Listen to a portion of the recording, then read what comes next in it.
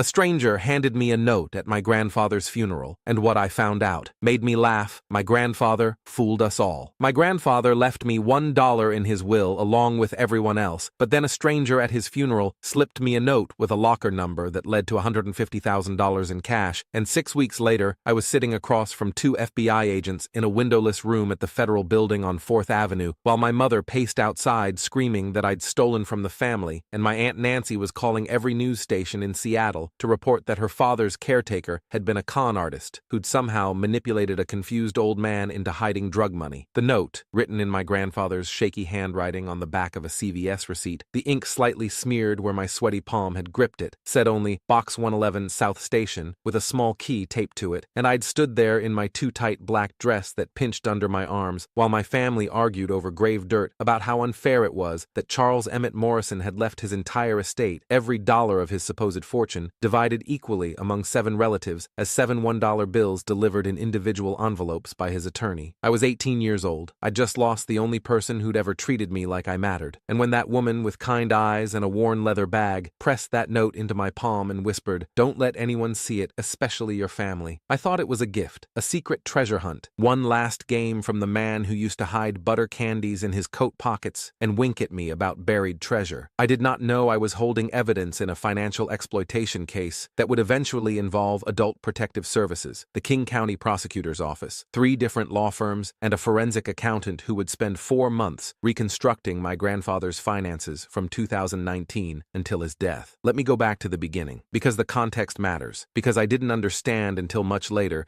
that I'd walked into the middle of a story that had been playing out for 2 years while I was away at community college, studying nursing and living in a dorm 40 minutes from my grandfather's house, but apparently 40 light years from the family drama that was building like a pressure system. My grandfather, Charles, everyone called him Charlie except the family, who called him Dad or Grandpa depending on generation, was 83 when he died. Heart attack, sudden. He was planting bulbs in his garden, and apparently just sat down in the dirt and didn't get back up. Mrs. Chen next door found him 3 hours later when she came over to borrow his hedge trimmer. The funeral was on a Tuesday, October 14th, unseasonably cold for Seattle, the kind of rain that feels personal, and I'd driven up from Tacoma in my 2001 Honda Civic that made a grinding noise whenever I turned left, wearing the only black dress I owned, which I'd bought for my high school orchestra concerts, and had grown too small in the 2 years since. I'd been close to my grandfather in a way that seemed to irritate my mother. He'd taught me to play cribbage, had listened to my terrible teenage poetry without laughing, had been the one to drive me to Planned Parenthood when I was 16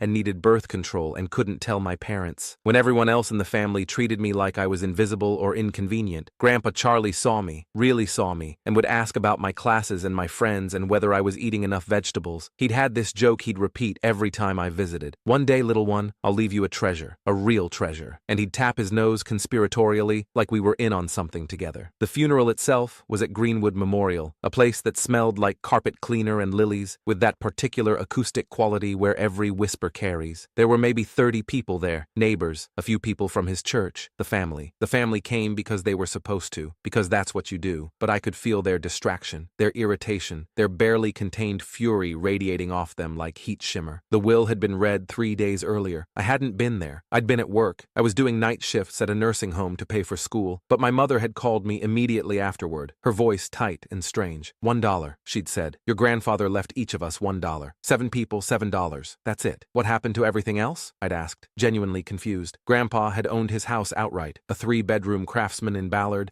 that had to be worth at least $800,000 in the current market. He'd worked for Boeing for 40 years, had a pension, had always seemed comfortable if not wealthy. That's what we're trying to find out, my mother had said, and there was something in her voice I didn't recognize, something sharp and grasping. The lawyer says everything was liquidated. The house was sold 6 months ago. The accounts were emptied. It's just gone, Dahlia, all of it. And I'm thinking maybe you know something about that. I'd been so shocked by the accusation that I'd actually laughed, which had made her angrier. Mom, I haven't even seen Grandpa since July. I've been working double shifts and you were always his favorite, she'd said, and hung up. So I'd arrived at the funeral already feeling defensive, already marked somehow as suspicious, and the ceremony itself was less a memorial than a gathering of vultures. My mother, Linda Morrison Price, 49, works in medical billing, divorced, perpetually disappointed, stood with her arms crossed over her chest while the priest droned through generic prayers. My Aunt Nancy, her older sister, kept shooting glances at me like I'd personally stolen her inheritance. inheritance. My Uncle Vic, Mom's younger brother, paced at the back of the chapel making phone calls he didn't bother to step outside for. There were two other cousins I barely knew, Nancy's kids, both in their 30s, both looking like they'd rather be anywhere else. And there was Aunt Patricia, Dad's sister, who'd flown in from Arizona and seemed to be the only person actually crying. I stood by the grave afterward, hands clenched in my pockets, watching as they lowered the casket. I'd brought a red rose, Grandpa's favorite. He'd grown them in his garden, and it looked garish among the white daisies and carnations everyone else had brought. The October wind bit through my thin dress. I couldn't stop shivering. $1, Aunt Nancy hissed behind me, loud enough for me to hear, probably loud enough for the entire cemetery to hear. A lousy $1. That man was loaded, and this is all we get? Uncle Vic let out a bitter laugh. That's right, almost like he did it on purpose, the old scoundrel. Typical of Dad, my mom said, her voice carrying that particular tone she used when she wanted you to know she was suffering. He always had favorites, and Dahlia was his little pet. I bet she got something we don't know about. My stomach dropped. I'd been prepared for grief, for sadness, for the empty feeling of loss. I had not been prepared to be accused of theft at my grandfather's graveside. Aunt Nancy's gaze pierced me like a shard of glass. What did he leave you, Dahlia? You must have got something. Don't pretend you didn't. I turned to face them, my face hot despite the cold. I got the same thing as you, I said, and my voice came out steadier than I felt. $1. Same envelope, same everything. Mom's fingers gripped my shoulder, hard enough to hurt through my coat. Are you sure? She asked in a low voice. You were always with him. Maybe he told you something. Think hard, Dahlia. You owe it to the family to tell if he left you something. The word "oh" hung in the air like smoke. I pulled away from her grip. What Grandpa left me was his love, his stories, and a place that felt more like home than home. Those things are worth more than money, and there's nobody cares about that stuff, Mom burst out, loud enough that people at other graves turned to look. Think, girl, what happened to all his money? I didn't know. I genuinely didn't know, and I said so, but they were looking at me like I was lying, like I was some kind of criminal mastermind who'd somehow convinced an 83-year-old man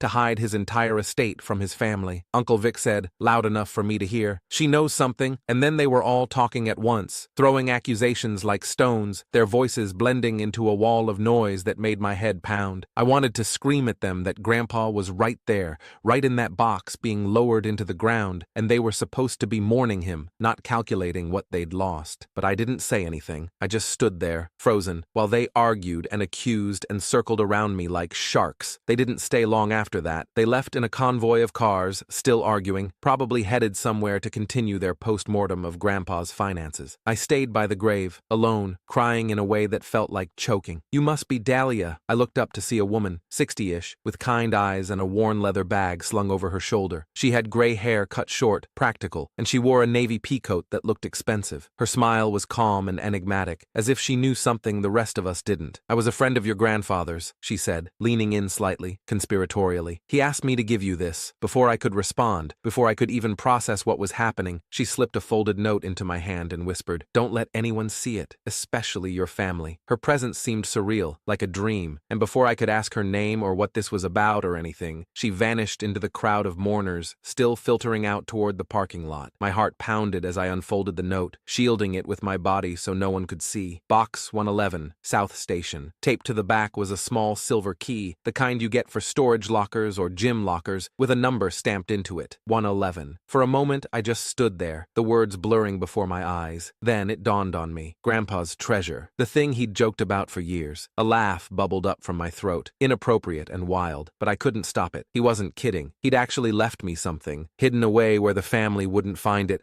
and this was his way of giving it to me, of making it special, of turning it into one last adventure. I tucked the note deep into my coat pocket, my hand trembling, and walked quickly to my car before anyone could stop me and ask what I was doing. That night, I lay in bed in my dorm room staring at the ceiling, the note hidden under my pillow like contraband. My roommate, Jessica, was at her boyfriend's place, so I had the room to myself, which was good because I couldn't have explained what I was feeling, this mixture of grief and excitement and disbelief that sat in my chest like a stone. South Station. I knew where that was, the Amtrak and bus station downtown, the one with the storage lockers on the lower level where people could stash luggage between connections. I'd been there a few times, taking the train to Portland or catching a Greyhound. The thought gnawed at me until I couldn't resist any longer. I had to find out what was in that box. I had to know what Grandpa had left me. The next morning, Wednesday, October 15th, I skipped my morning classes, anatomy and physiology, which I was barely passing anyway, and took the bus downtown. It was 9:47 a.m. when I walked into South Station. I remember remember because I checked my phone compulsively, feeling like I was doing something wrong even though I wasn't, even though this was a gift my grandfather had left me. The station smelled like diesel and stale popcorn, and the particular funk of a place where too many bodies pass through. People hustled past me in every direction. Commuters, travelers, a guy with a guitar case, a woman yelling into her phone in what sounded like Russian. I felt small and lost and suddenly terrified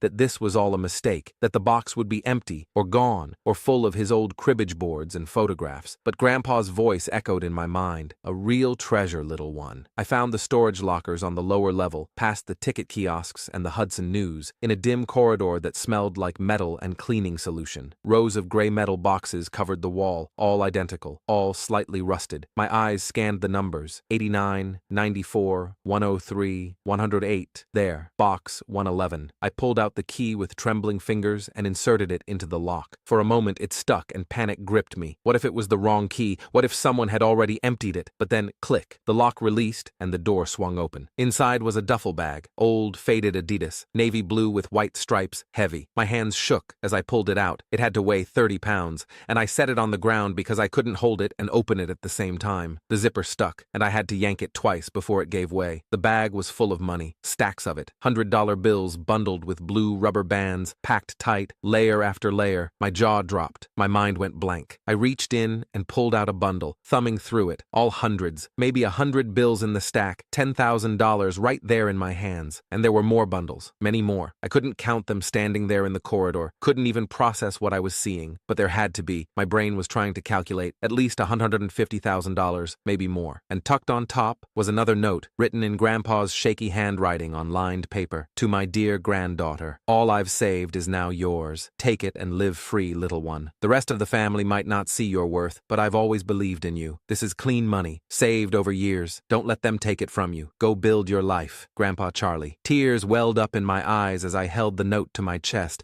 a lump forming in my throat. This was not just a sum of money. It was freedom, a way out, a future, a chance to finish school without working myself to exhaustion, to maybe even go to a real university instead of community college. Grandpa had seen me struggling, had known how much I needed to escape this family, and he'd given me exactly what I needed, hidden it away where they couldn't fight over it. I zipped the bag closed, trying to act casual, even though my heart was hammering so hard I could feel it in my throat. I slung the bag over my shoulder. It was so heavy I had to adjust my stance, and walked out of the station as normally as I could, like I was just someone picking up luggage. Nothing strange at all. The morning sun was breaking through the clouds, casting that particular Seattle golden light that makes everything look hopeful. For the first time in years, I felt light, free. On the bus ride back to campus, I watched the city roll by and made plans. I wouldn't tell anyone. Not my roommate, not my friends, definitely not my family. I'd deposit some of it, maybe $10,000 to start, not enough to raise flags, and keep the rest somewhere safe. I'd pay off my student loans, I'd get a better car, I'd maybe even move into my own apartment. I'd finish nursing school, I'd build something new, something mine, something the family couldn't touch. The bag sat between my feet on the bus, and I kept my hand on it the whole time, feeling the weight of it, the possibility of it. I didn't go back to my dorm. Instead, I went to a Wells Fargo branch on Capitol Hill, walked in with the duffel bag at 11:23 a.m., and asked to open a savings account. The teller, a young guy with gauges in his ears and a name tag that said Marcus, looked at the bag and asked cheerfully, "Big deposit today?" "Inheritance from my grandfather," I said, which was true. "I want to put in $10,000 to start." His smile faltered slightly when I unzipped the bag enough for him to see the stacks of hundreds.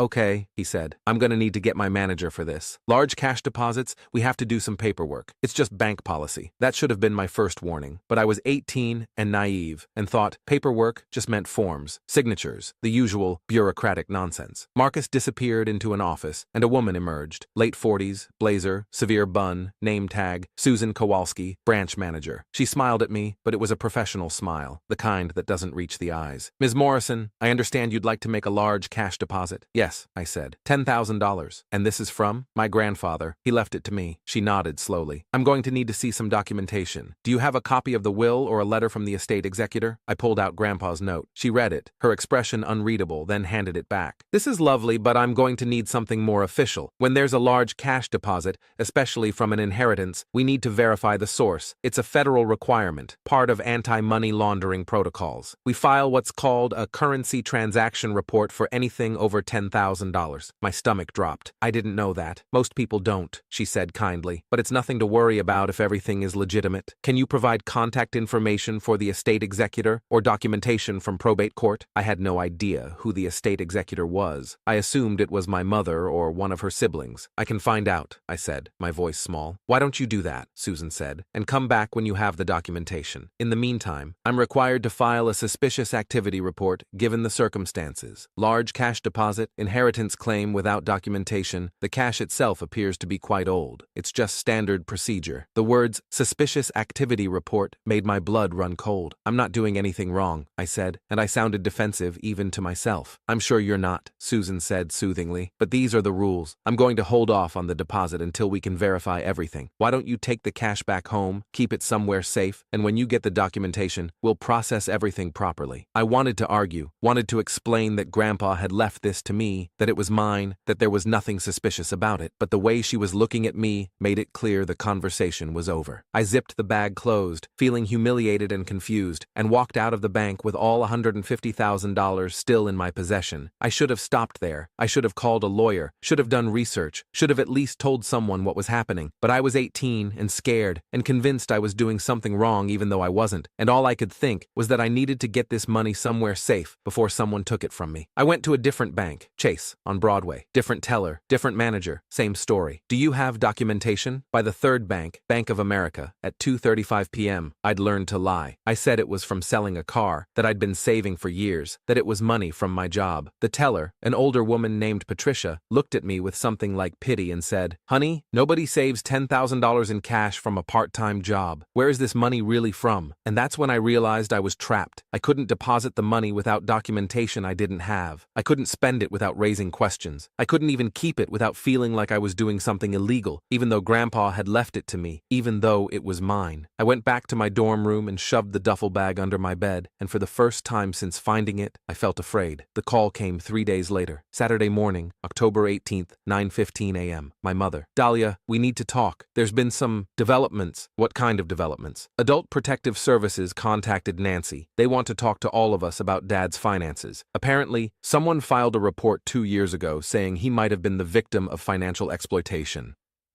My mouth went dry. "What does that mean?" "It means," Mom said, her voice tight, "that someone thinks someone was stealing from Dad, taking advantage of him.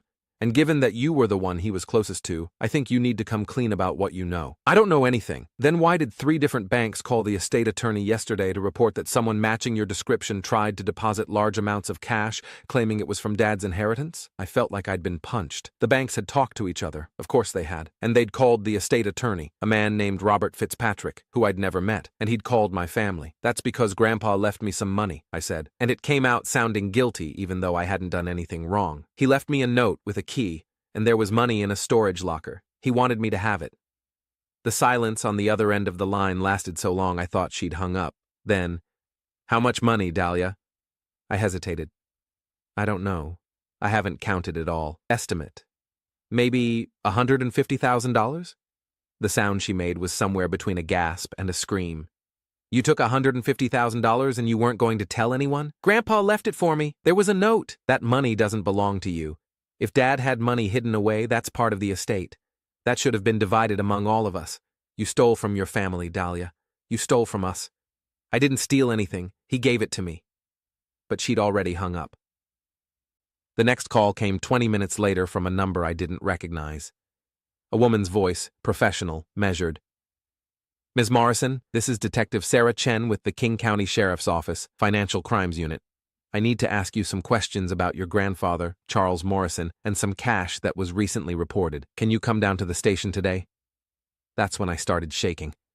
That's when I realized this wasn't just about family drama. This was legal. Criminal. I was being investigated. "I want a lawyer," I said, because I'd seen enough TV to know that's what you say. "You're not under arrest," Detective Chen said. "We just want to talk, but yes, you can bring a lawyer if you'd like." I called legal aid, got transferred 4 times, finally reached a public defender named Marcus Okonkwo, who sounded about 12 years old. "Don't talk to anyone," he said. "Don't answer any questions. Don't make any statements. Bring the money to my office on Monday and we'll figure this out." The weekend was the longest of my life. I didn't eat. I barely slept. I kept expecting police to show up at my door, to arrest me, to take the money. The bag stayed under my bed like a bomb waiting to go off. On Monday, October 20th, at 10 a.m., I walked into Marcus Okonkwo's office, a cramped space in a building that smelled like cigarettes and despair, carrying the duffel bag. He was older than he sounded, maybe 35, with tired eyes and a coffee stain on his tie. He looked at the bag and said, "Jesus, okay, tell me everything." I told him. The funeral, the note, the stranger, the locker, the money, Grandpa's letter. He listened without interrupting, taking notes in a legal pad, and when I finished, he sat back and rubbed his face. "Okay," he said. "Here's what's happening. Your grandfather sold his house 6 months before he died, July 2023, got $825,000 for it. He moved into a studio apartment in Fremont. He also liquidated all his investment accounts, cashed out his life insurance policy, withdrew everything from his pension. Total, we're talking about $1.2 million, give or take. And then it all disappeared. The estate attorney, Fitzpatrick, has been trying to track it down since your grandfather died, because the will says everything should be divided equally among 7 heirs. But there's nothing to divide, just those 7 $1 bills, which apparently was your grandfather's idea of a joke. So where did it go? That's what everyone wants to know. Adult Protective Services got a call 2 years ago from a neighbor, Mrs. Chen, I think, saying she was worried about your grandfather, that he seemed confused, that there were people coming by his house she didn't recognize. APS did an investigation, but your grandfather told them everything was fine, he was handling his own affairs, and there was no evidence of exploitation, so they closed the case. But now, with all this money missing, they've reopened it. But Grandpa left me this money. He wrote me a note. Here's the problem, Marcus said gently. If your grandfather was being financially exploited, whoever took the money probably convinced him to hide it, maybe convinced him that his family was going to steal from him. That's a classic tactic, and the note he wrote you, don't let them take it from you. That could be evidence that someone was manipulating him, making him paranoid. Nobody was manipulating him. He just wanted me to have it. The question is whether he was competent to make that decision. If he wasn't, if he was suffering from dementia or was under undue influence, then this money belongs to the estate, not to you. My chest felt tight. What happens now? Now we turn over the money to the estate attorney. You don't have a choice. If you keep it, you're going to be charged with theft. We give it back, we cooperate with the investigation, and we hope that eventually they determine your grandfather was competent and this was a legitimate gift. And if they don't, then you get nothing, and you might still face charges for trying to deposit it. I felt like I was drowning. This isn't fair. He wanted me to have it. I believe you, Marcus said. But fair doesn't matter right now. Legal matters. We turned over the money that afternoon. All of it. Marcus called Robert Fitzpatrick, the estate attorney, and we drove to his office in Bellevue, a glass tower with a view of Lake Washington, and I handed over the duffel bag like I was surrendering evidence at a crime scene. Fitzpatrick was in his 60s, gray suit, cold eyes, and he counted every bill in front of us with a machine that made a whirring sound. $147,300, he announced. I'll hold this in escrow pending the outcome of the investigation. What investigation? I asked. The investigation into whether your grandfather was competent when he hid this money, and whether anyone unduly influenced him to do so. I didn't even know about it until after he died. That's what we're going to determine. He slid a form across his desk. Sign this acknowledging that you've turned over the funds. I signed. My hand was shaking so badly, the signature didn't even look like mine. The investigation lasted 4 months. 4 months of interviews, depositions, document requests, forensic accountants going through every transaction my grandfather had made since 2021. They interviewed Mrs. Chen, who said Grandpa had seemed forgetful in his last year. They interviewed his doctor, who said he'd shown mild cognitive decline, but was not incompetent. They interviewed the woman who'd given me the note at the funeral. Her name was Dorothy Kimball. She'd been a friend of my grandfather's from church, and she testified that he'd given her the note 3 weeks before he died and asked her to deliver it, that he'd seemed perfectly lucid, and had told her explicitly that he wanted me to have the money because I was the only one who gave a damn about him. They interviewed me 5 times. The first time was at the sheriff's office, in a small room that smelled like industrial cleaner, with Detective Chen and another detective named Rodriguez asking questions that felt like traps. When did you last see your grandfather? Did he ever tell you he was worried about his family? Did you know he'd liquidated his accounts? Did you help him access his bank accounts? Did you ever take money from him? No, no, no, no, no, but the way they asked made it sound like I had. The second interview was with Adult Protective Services, a woman named Karen Dietz, who had kind eyes but asked brutal questions. Was your grandfather afraid of his family? Did he have any reason to hide money from them? Did you ever discuss his finances with him? The third was with Fitzpatrick, the estate attorney, who wanted to know exactly what Grandpa had said about the money, whether he'd ever mentioned the locker before, whether I'd known about Dorothy Kimball. The fourth was with the forensic accountant, a man named Philip Chen, no relation to the detective, who wanted me to explain every purchase I'd made in the last 6 months, as if I might have been slowly stealing from Grandpa and just hiding it well. The fifth was with an FBI agent. That's when I knew it was serious. A woman named Agent Duval, who asked if my grandfather had been involved in any criminal activity, if the money might have come from illegal sources, if I knew where he'd gotten such a large amount of cash. Between interviews, my family tore itself apart. My mother stopped speaking to me entirely. Aunt Nancy called me a thief and a manipulator on Facebook, posted a long rant about how I'd taken advantage of a confused old man that got shared 67 times. Uncle Vic hired his own lawyer and filed a petition claiming the money should be split equally and that I should be required to pay back what I'd stolen.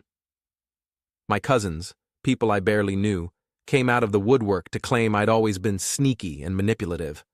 I lost my job at the nursing home. They said it was because I'd missed too many shifts, but I knew it was because my boss had seen Nancy's Facebook post and decided she didn't want someone under investigation working with vulnerable patients. I had to drop out of school because I couldn't afford tuition without the nursing home income. My roommate Jessica asked me to move out because she wasn't comfortable living with me anymore. I moved back in with my mom because I had nowhere else to go, and she made it clear every day that I was a burden, that I'd destroyed the family, that Grandpa would be ashamed of me. The worst part was that I started to doubt myself. Maybe I had misunderstood. Maybe Grandpa hadn't been competent. Maybe I should have told someone instead of keeping it secret. Maybe I was the villain in this story. The evidence that changed everything came from an unexpected source, a storage unit in Everett. Grandpa had rented it under a false name. Well, not false exactly. He'd used his middle name and his mother's maiden name, Emmett Harrison. He'd paid for it 3 years in advance, $187 a month, and it wasn't discovered until March 2024, 5 months after his death, when the storage company tried to contact him about renewing and couldn't find anyone by that name, and eventually tracked it back through old credit card records. Inside the unit was a filing cabinet with 4 drawers, and inside those drawers was documentation of everything. Letters from my mother asking for money, not asking, demanding, dating back to 2019. 17 letters in total with amounts ranging from $5,000 to $45,000, all with threats. If you don't help me, I'll lose the house. I can't believe you'd let your own daughter struggle like this. You owe me, Dad, after everything. Canceled checks showing he'd given her $180,000 over 3 years. Similar letters from Uncle Vic, from Aunt Nancy, from cousins I'd never met. Requests, demands, guilt trips. Evidence that they'd been draining him for years, that he'd been trying to help them and they'd been bleeding him dry. And then, starting in late 2022, letters from an attorney Grandpa had consulted, not Fitzpatrick, a different one, a woman named Michelle Sorensen who specialized in elder law. Letters advising him that his family appeared to be exploiting him financially, that he should consider limiting their access to his funds, that he had the right to dispose of his estate however he saw fit. A letter from December 2022 where Grandpa wrote back, "I'm going to take care of my granddaughter Dahlia. She's the only one who never asked me for money. She's the only one who visits because she wants to, not because she wants something. The rest can have $1 each, and remember that's what they're worth to me." There was also a journal. Handwritten, in Grandpa's shaky script, documenting every conversation he'd had with family members about money, every time they'd called asking for loans they never intended to repay, every guilt trip, every manipulation, and notes about me. Dahlia called today just to see how I'm doing. Didn't ask for anything. Told me about her classes. She's going to be a good nurse. Dahlia helped me plant bulbs today. She's the only one who still treats me like a person instead of an ATM. Michelle Sorensen, the attorney, was the one who'd helped him set up the locker scheme. She'd advised him to convert his assets to cash, to hide it where the family couldn't contest it, to leave the note with someone they didn't know. She'd written in a memo dated September 2023, "Client is competent, not under any duress, and has clearly expressed his testamentary wishes.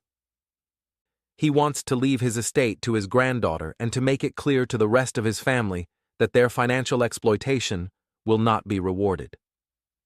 The storage unit discovery changed everything, but it didn't change it fast enough, and it didn't change it completely. Detective Chen called me on March 28, 2024, 5.5 months after I'd turned over the money, and her voice had a different quality this time, something almost apologetic. "Ms. Morrison, we've located some documents that substantiate your claim. Your grandfather left extensive records showing that the cash was indeed intended for you, and that he was acting of his own volition. We're closing the criminal investigation. No charges will be filed." I was sitting in my childhood bedroom when I got the call, the same room I'd lived in from ages 8 to 18. With the same faded butterfly wallpaper I'd begged my mother to let me paint over when I was 14. I'd been back living there for 4 months, sleeping in a twin bed, walking on eggshells every time my mother was home. When Chen said no charges, I started crying so hard I couldn't speak. She waited, patient, while I choked out, "Thank you." "There's more," she said.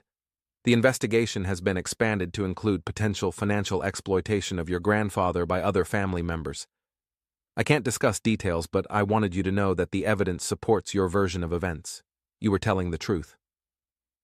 After we hung up, I sat on the edge of my bed holding my phone and let myself feel vindicated for approximately 45 seconds before reality reasserted itself.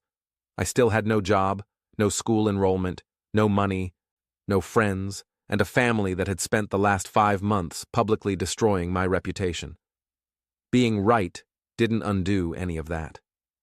The estate attorney, Fitzpatrick, called the next day. "Ms. Morrison, in light of the newly discovered evidence, and with the approval of the probate court, I'm prepared to release the funds found in the storage locker to you as intended beneficiary. The amount is $147,300, which represents the full sum you turned over, held in an interest-bearing escrow account. With accumulated interest, the total comes to $149,847.63. I'll need you to come to my office to sign the release forms." I should have felt elated. I should have felt triumphant. Instead, I felt exhausted. "What about the rest of it?" I asked. "What about the other $1 million?" There was a pause. "That's still under investigation. The forensic accounting suggests your grandfather gave approximately $180,000 to your mother, $145,000 to your Aunt Nancy, $90,000 to your Uncle Vic, and various smaller amounts to other family members over a 3-year period. Those funds were given as gifts during his lifetime, which makes them legally difficult to recover. However, if the court determines those gifts were obtained through undue influence, there may be grounds for restitution. So they get to keep the money they took from him, but I get investigated for taking money he actually wanted me to have. I understand your frustration, Ms. Morrison. The law isn't always equitable. What I can tell you is that you've been cleared of any wrongdoing, and the funds your grandfather intended for you will be returned." I signed the paperwork on April 3, 2024. Fitzpatrick's office. Same glass tower, same view of Lake Washington that probably cost more than most people's annual salary. He slid a cashier's check across his mahogany desk. $149,847.63, made out to Dahlia Lynn Morrison. My hands trembled as I picked it up, remembering the last time I'd been in this office, handing over the duffel bag, feeling like a criminal. "One more thing," Fitzpatrick said. "The civil case against your mother and her siblings is proceeding. They've all retained counsel. It's going to be messy, and you may be called to testify about your grandfather's state of mind and your observations of family dynamics. Are you prepared for that? I looked at the check in my hands, my grandfather's last gift, his faith in me made tangible, and thought about how much it had already cost me. Will it matter? I asked. Will they actually have to pay anything back? Difficult to say. Proving undue influence is challenging, especially when the gifts occurred over several years and were given willingly at the time. Your mother and her siblings will argue that your grandfather gave them money freely, that he wanted to help his family, that there was no exploitation. Will argue that the cumulative effect of their constant demands created psychological pressure that constituted financial abuse. It could go either way. So I went through all of this, lost everything, and they might not face any consequences. Justice and law are not always the same thing, Ms. Morrison. I deposited the check that afternoon at a different bank, not Wells Fargo, not Chase, not Bank of America, but a small credit union in Georgetown where nobody knew me or my family or anything about the case. The teller, an older woman named Susan, different Susan, not the one from Wells Fargo, processed it without comment, without suspicion, without anything except routine professionalism. Would you like this in checking or savings? Savings, I said. Definitely savings. She printed out a receipt, $149,847.63. Deposited April 3rd, 2024, 2:47 p.m. Available funds, $149,847.63. I sat in my car in the parking lot for 20 minutes, staring at the receipt, trying to feel something other than hollowed out. I'd won. The money was mine. Grandpa had been vindicated. I'd been proven right, but I'd lost my job, my school enrollment, my housing, my family, my reputation, 5 months of my life, and whatever naive optimism I'd still possessed at 18. The math didn't balance. My mother called that night. I almost didn't answer. We hadn't spoken directly since October. All communication had been through lawyers, but some morbid curiosity made me pick up. I heard you got the money, she said. No hello, no how are you, just straight to the point. Yes. Must be nice. I waited. There had to be more. You know this is going to destroy me, right? The civil suit. They're saying I took advantage of Dad, that I manipulated him. My lawyer says I'm going to have to pay back at least some of it, maybe all of it. I don't have that kind of money, Dahlia. I don't have anything. I spent it on the mortgage, on bills, on keeping everything afloat after your father left. You spent it, I said quietly. And then you accused me of stealing when I got something Grandpa actually intended for me to have. You don't understand what it's like. You were always his favorite. You got all his attention, all his love, while I was just the daughter who disappointed him. He helped you with everything, drove you places, paid attention to you, treated you like you mattered. Do you know what that felt like for me? To watch my own father care more about his granddaughter than his daughter? My throat felt tight. So, you punished me for it? You made me think I was a thief. You told everyone I'd manipulated him. You let me get investigated and lose everything because you were jealous. I was trying to protect what was left of this family. There is no family, I shouted, and I never shouted. I was the quiet one, the one who absorbed everything. But something broke open in me. You destroyed it. You and Nancy and Vic. You destroyed it by treating Grandpa like an ATM, by demanding money constantly, by making him feel like that was the only reason anyone cared about him. And when he finally said no, when he finally decided to give something to the one person who never asked, you couldn't stand it. You'd rather see me arrested than admit that maybe you were wrong. You got $150,000, she said, her voice shaking. You got everything. What did I get? What did any of us get? You got what you deserved, I said, and hung up. She didn't call back. The civil case took 14 months to resolve. I testified twice, once in deposition, once at trial. I sat in a conference room with 4 attorneys and a court reporter and answered questions for 6 hours about my relationship with Grandpa, about what I'd observed of his interactions with my mother and her siblings, about the note and the locker and everything that happened after. My mother's attorney, a sharp-dressed man named Kenneth Brewster, tried to make it sound like I'd manipulated Grandpa, like I'd turned him against his family, like the whole storage locker scheme had been my idea. Isn't it true, he asked, That you visited your grandfather more frequently in the months before his death? Yes, because I loved him. Isn't it true that you discussed his finances with him? Only because he brought it up to warn me not to tell my mother I'd gotten a scholarship because she'd ask him for money to match it. Isn't it true that you benefited financially from alienating him from his family? No. I benefited from being the only person who didn't treat him like a bank. The trial itself was worse. King County Superior Court, Judge Patricia Yamamoto presiding, a courtroom that smelled like wood polish and old paper. My mother sat at the defendant's table in a dress I'd never seen before, looking small and wounded, her attorney positioned protectively beside her like she was the victim. Aunt Nancy and Uncle Vic were co-defendants, each with their own counsel, a legal team that probably cost more than the money they were being sued for. Michelle Sorensen, Grandpa's elder law attorney, was the star witness for the plaintiff. The estate, technically, though it felt more like Grandpa's ghost taking them to court. She brought the letters, the journal entries, the documentation of every demand. She read aloud from Grandpa's journal. Linda called again today, needs $12,000 for property taxes. I know she's lying. I can see the county records online. Her taxes are only $4,800. But if I say no, she'll stop bringing Dahlia to visit. It's blackmail, but what choice do I have? My mother cried on the stand, real tears streaming down her face as she talked about how hard it was to be a single parent, how much she'd struggled, how Dad had never given her anything, how she'd only asked for help when she was desperate. I loved my father, she said, and I believed her. That was the worst part. I believed that she had loved him, in her way, even while she was bleeding him dry. The jury deliberated for 2 days. They came back with a split verdict. My mother was found liable for $95,000 in restitution, approximately half of what she'd taken, accounting for funds that were clearly for legitimate emergencies versus funds obtained through material misrepresentation. Aunt Nancy was found liable for $87,000, Uncle Vic for $45,000.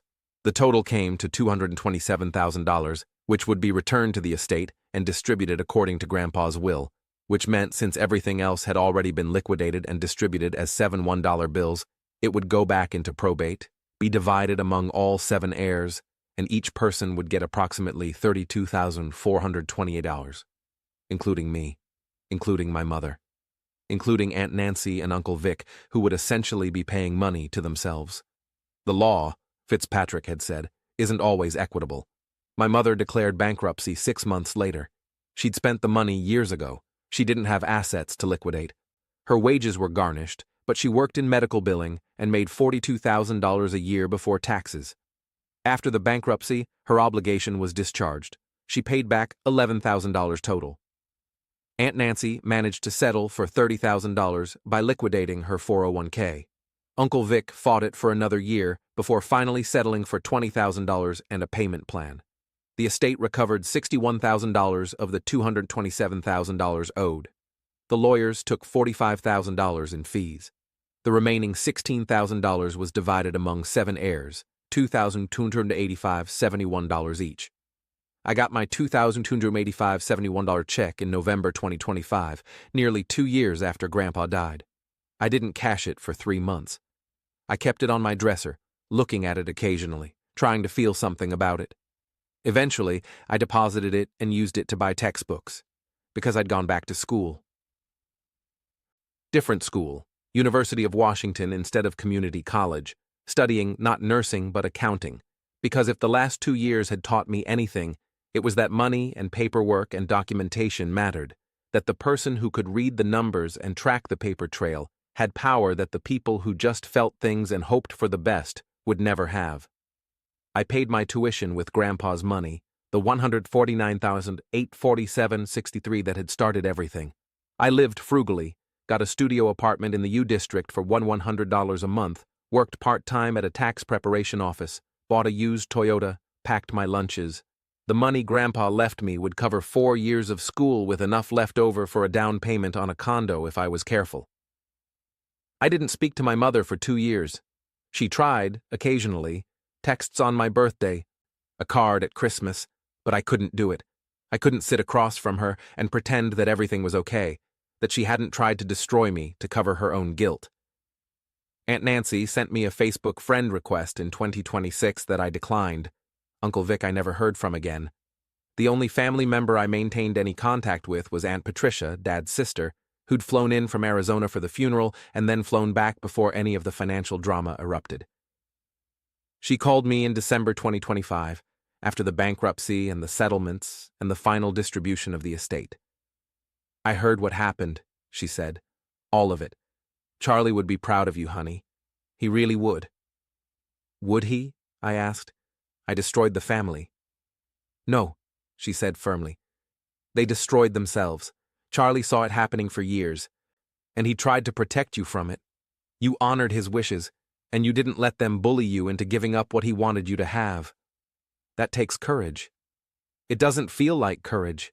It feels like I burned everything down." "Sometimes," Patricia said, "burning down the rotten structure is the only way to see what's worth building on the foundation." I graduated from UW in June 2028 with a degree in accounting and a job offer from a mid-sized firm in Seattle that specialized in forensic accounting, tracking money through shell companies and hidden accounts, finding assets people tried to hide in divorces and bankruptcies and estate disputes. I was good at it. I understood viscerally how people hid money, how they justified it, how they convinced themselves they deserved it. I'd lived it from every angle. My mother called in August 2028. It was the first time we'd spoken in over 3 years. "Dahlia," she said, and her voice was different, tired, older, something broken in it. "I wanted you to know, I've been going to therapy, for a while now, and I've been working on understanding what I did to you, and to Dad." I sat on my balcony, looking out at the city lights, and didn't say anything. "I don't expect you to forgive me," she continued. "I don't know if I'd forgive me. But I wanted to say I'm sorry. I'm sorry for accusing you, for making you feel like a criminal, for choosing my own guilt and shame over your well-being. Dad left you that money because you earned it by being the kind of person who didn't want anything from him except his company. And I took that away from you. I took that gift, and I tried to destroy it because I couldn't stand the truth of what it meant about me." My throat felt tight. "Why now?" I asked. "Why are you calling me now?" "Because I'm 62 years old, and I don't have much family left, and I don't want to die having never told you the truth. You were right, about all of it. And I'm sorry.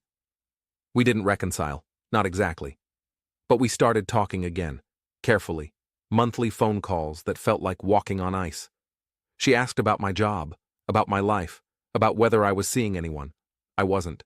Relationships felt complicated after watching my family tear itself apart over money. I asked about her health, about her work, about safe topics. It wasn't warmth, but it wasn't war. It was something. I never got back the things I lost in those 5 months of investigation. The job at the nursing home, the college credits from the semester I had to drop, the friendships that evaporated when people decided I was too controversial to associate with, the relationship I'd been in with a guy named Marcus, different Marcus, not my lawyer, who'd broken up with me because this is just too much drama. Those were gone, permanently, casualties of being right in a way that made everyone else uncomfortable. But I got other things. I got Grandpa's money, which gave me freedom and education and a foundation to build on. I got clarity about who my family really was, which hurt but was probably necessary. I got a career I was good at, helping people track down money that belonged to them, helping untangle financial abuse, helping elderly clients protect their assets from exploitative family members. I became the person Grandpa had always believed I could be, someone who couldn't be bought, couldn't be intimidated, couldn't be made to apologize for standing in truth even when truth was expensive. And I got a story. One I tell to clients sometimes when they're sitting across from me in a conference room, trying to decide whether to fight for money their parents left them, whether to stand up to siblings who insist everything should be divided equally, even when the parent explicitly didn't want that. I tell them about Grandpa, about the note, about the locker, about the 5 months I spent being treated like a criminal for accepting a gift. I tell them about the storage unit, about the documentation that saved me, about how important it is to write things down, to be explicit, to leave evidence of your intentions. Get it in writing, I always say. Whatever your parent wants, whatever they intend, get it in writing with witnesses and documentation and attorneys who specialize in elder law. Because if you don't, I promise you, someone will claim you manipulated them, someone will fight you for it, and you'll spend months or years proving you didn't do anything wrong. Evidence is the only thing that protects you when everyone else decides you're the villain. Some clients take the advice, some don't. The ones who don't usually end up back in my office a year later, facing exactly the problems I warned them about, asking if there's any way to fix it retroactively. Usually there isn't. Last year, on October 14th, 2029, the 6th anniversary of Grandpa's death, I drove to Greenwood Memorial. I brought a red rose, like I'd done at his funeral, and I stood by his grave alone. The maple tree nearby had turned brilliant orange, leaves drifting down like slow rain. The air smelled like October, like the end of things and the start of things, like grief and survival mixed together. "I did it, Grandpa," I said out loud, feeling foolish but doing it anyway. "I finished school. I got the kind of job where I help people instead of just processing them. I took your money and I built something with it, something good. The family's still broken, probably permanently, but I think you knew it was already broken. You just gave me the tools to survive it." The wind picked up, rustling through the leaves, and I let myself believe that was him answering, that somehow he knew, that he'd be proud. I still have his note, the one from the locker, written on lined paper in his shaky handwriting. "Take it and live free, little one." It's in my wallet, behind my license, creased from being folded and unfolded hundreds of times over the years. Sometimes, when I'm making a difficult decision, whether to take a case, whether to call my mother, whether to forgive or fight, I pull it out and read it, and I remember that freedom wasn't the money.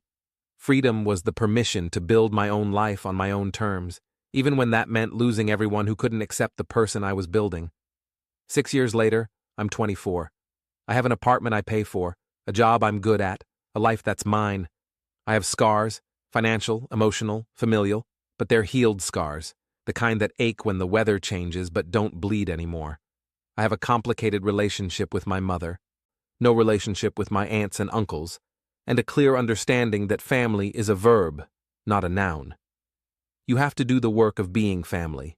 The biology alone doesn't count for much. And I have Grandpa's gift, still there in my savings account, diminished but not gone, a reminder that someone once believed in me enough to hide a fortune in a train station locker and trust that I'd use it well. I did. I am. I will. If you've made it this far in the story, thank you for reading. If you've ever been in a situation where doing the right thing cost you everything, where being vindicated didn't undo the damage, where family turned on you because money mattered more than relationship, I see you. You're not alone. Sometimes the treasure you inherit isn't the money itself. It's the strength to keep going when everyone tells you you're wrong, and then the grace to live with being right. Subscribe if you want more stories about the gap between justice and law, between family and survival, between what we inherit and what we build. And if you ever find a note at a funeral, maybe hire a lawyer before you open the locker.